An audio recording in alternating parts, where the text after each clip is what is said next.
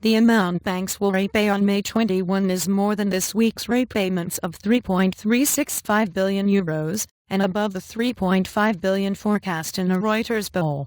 And Lieutenant REFI and GTN banks are voluntarily offloading the crisis loans they took from the ECB in late 2011 and early 2012 in anticipation of Europe-wide bank stress tests, which will over the next couple of months check how the lenders hold up under certain scenarios.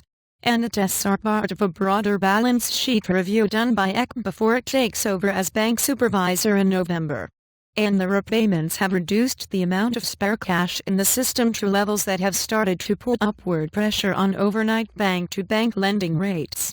EONIA has shot above the ECB's main rate of 0.25% several times now, but stood at 0.172% on Thursday. In excess liquidity, which is the measure of money that banks have beyond what they need for their day-to-day operations, stood at €113 billion on Friday, recovering from €74 billion last week as banks adjust their funding.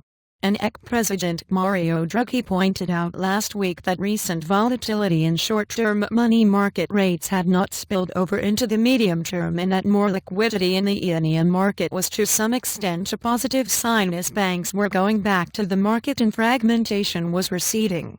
And, in other words, banks rely less on the ECB and more on each other, Draghi said in the post-policy meeting news conference. And on Friday, the ECB said 3 banks would repay €5.005 billion from the first ultra on May 21, and 2 banks would pay back €1.15 billion from the second ultra. And, reporting by Ava Taylor, editing by Toby Chopra,